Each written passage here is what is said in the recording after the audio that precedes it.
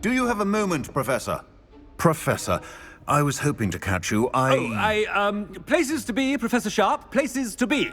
Of course, sir. Only... you'd asked me about a particular potion, and I did? I did, yes. Well, spit it out, Sharp. I don't have all day. Probably best not to discuss it here, sir. I assure you, Sharp, you may speak freely. Very well. I've brewed the cure for boils you wanted. I can drop it by your office when it's convenient. Of course, yes. No need for all the cloak and dagger. Simply have a student deliver it.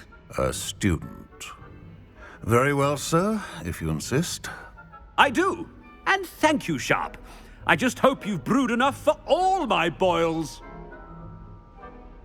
Now, to determine which student gets this rather unenviable task.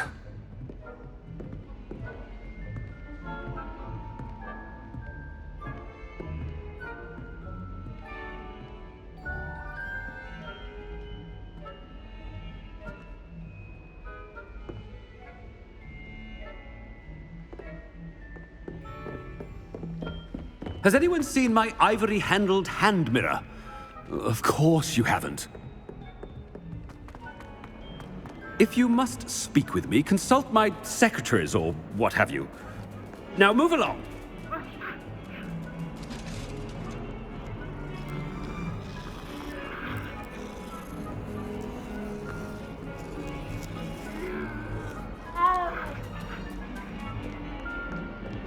I thought I heard the headmaster approaching.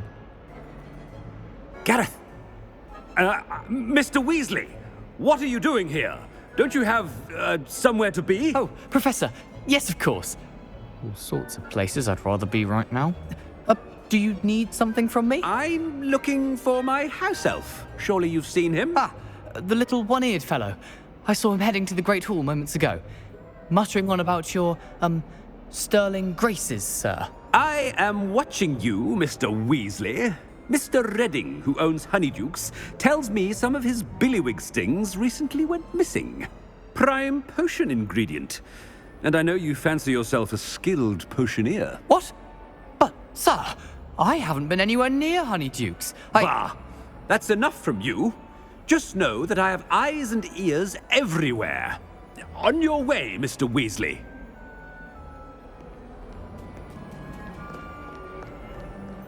Well, there's one for my diary.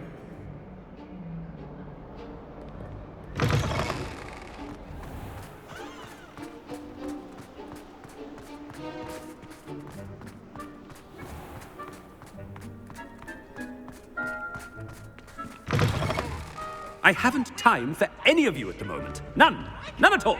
Move aside.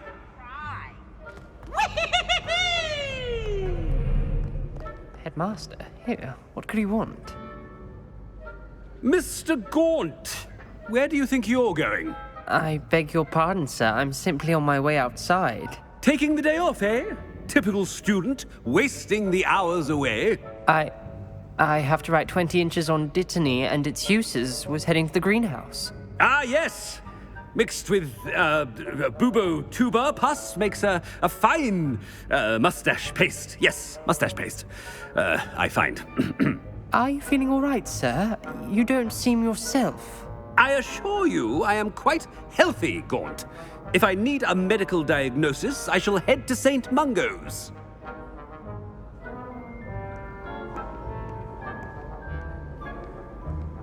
Something is very wrong with Professor Black.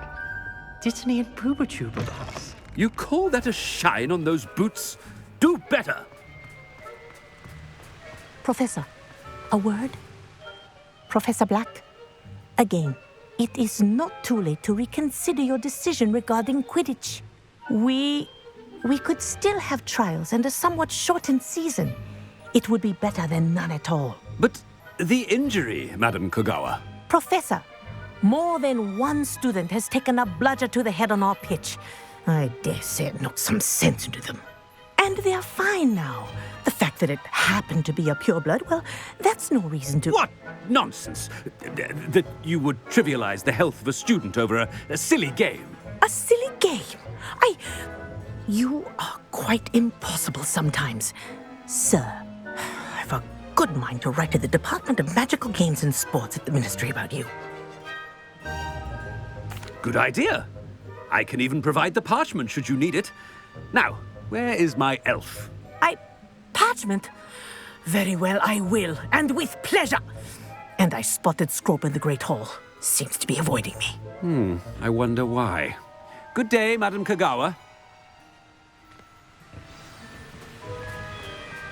What did we do to deserve him as a headmaster? Greetings! I mean, out of my way, children.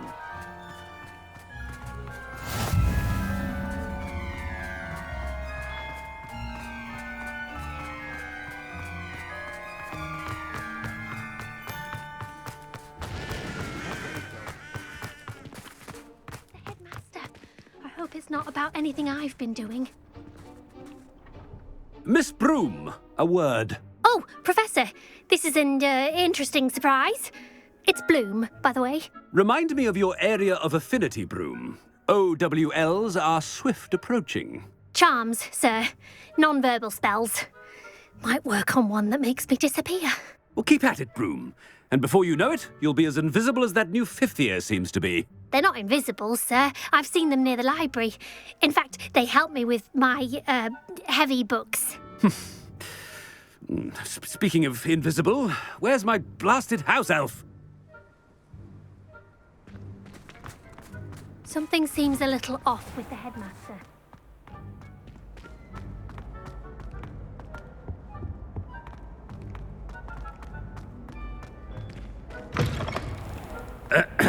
I wonder almost daily why I accepted this appointment from the Ministry.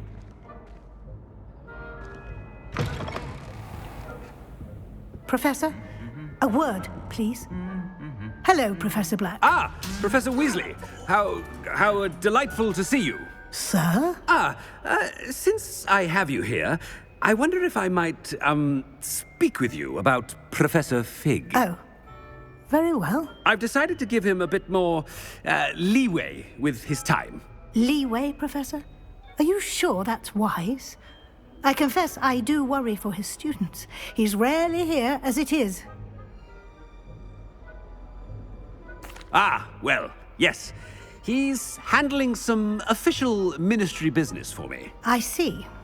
But, sir, if I may, I am wary of how much time the new fifth year seems to be spending away from the castle, supposedly on Professor Fig's behalf. I've heard unsettling rumors of their escapades. Everything from sneaking into the Forbidden Forest to confronting Ranrock's loyalists and Rookwood's lot. What? Goodness. You cannot believe everything you hear, Professor. No, you cannot. I mean, I shall keep an eye on Fig. You simply keep doing the wonderful job that you're doing. Simply wonderful. Thank you. But I'm happy to look into... Good. That'll be all, Weasley. I mean, Professor Weasley. Good day. A wonderful job. Leeway for Professor Fig. I shall never understand that man. That ought to give Professor Fig some breathing room. Professor Black is happy with Scrope's performance as his house elf. There's no doubt in Scrope's mind. Scrope! Oh, greetings, Master. Remind me of the password to my office. Oh, but Master made Scrope swear never to tell anyone, even Master himself. And now I'm telling you that you can tell me. Yes, sir. Of course, sir. Scrope begs forgiveness. It is the Black family motto, Master. Right.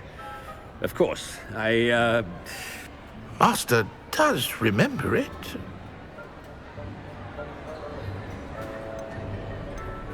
It's pure bloods forever, isn't it? Close, Master. Scrope thinks Master is indeed testing Scrope. It is always pure. Obviously. And, of course, as Master knows, in French. Ah, Yes, of course. I order you to pronounce it for me. Oh, but Master knows that Scrope's French is most pitiful. Oh, very well. Toujours pur. Ha! Thank you. Never speak of this conversation with me or anyone else. Of course, sir. Scrope shall try his best to keep out of Master's way.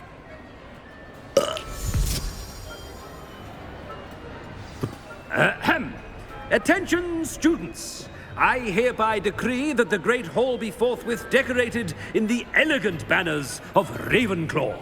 I shall be taking no questions at this time. Or ever.